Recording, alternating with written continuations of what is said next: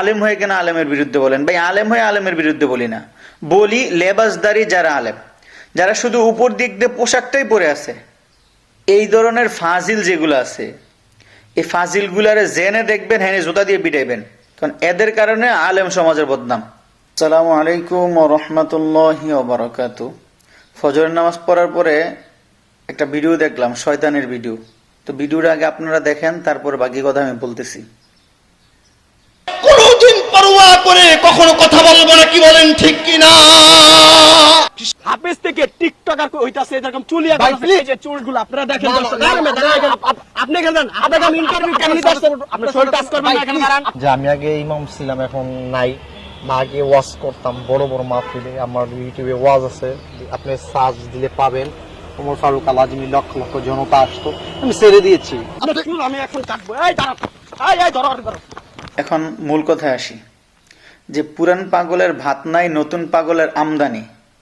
আমি কেন বক্তাদের বিষয়ে বলছি, এটার কারণটা এই যে কিছুদিন আগে এক ছেলে হাফেজ থেকে টিকটকার হয়েছে, চুল কালার করছে, এগুলো এখন বাংলাদেশে একটা ট্রেন্ডে চলতেছে। সে 5 বছর নাকি বক্তা ছিল, 5 বছর ইমামতি করছে, এরপরে তার এই অবস্থা।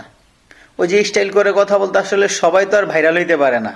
এখন ভাইরাল হওয়াটা আমাদের দেশে একটা ট্রেন্ড হয়ে গেছে, যে ভাইরাল হতেই হবে, সেটা কাপড় খুলে হোক আর কাপড় পরা অবস্থায় হোক, লেবাস ধরে হোক, লেবাস ছেড়ে হোক, চুল নবীর সুন্নাহ অনুযায়ী কেটে হোক, আর চুল কি জানি কয়, আর কি বলবো, পায়খানার মতন করে কালার করে হলেও আমার ভাইরাল হওয়াই লাগবে।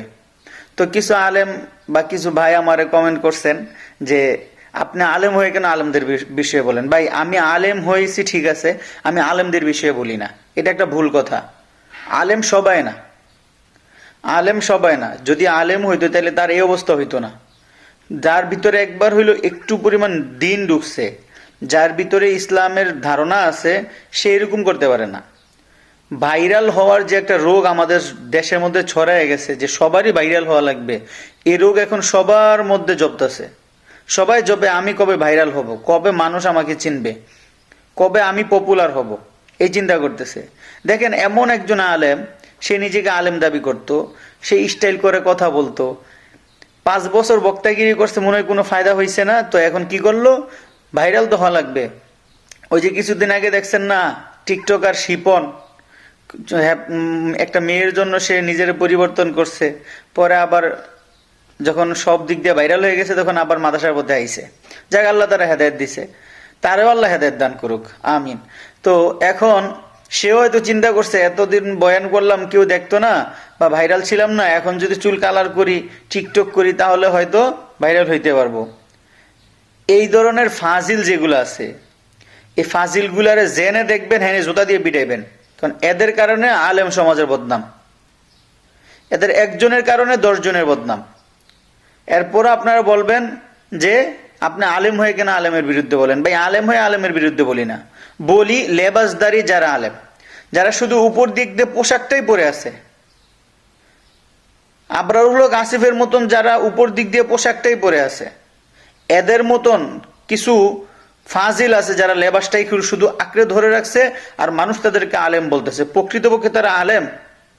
যদি আলেম হইতো, কোনো আলেমের সোহবতে থাইকা নিজের সংশোধন করত।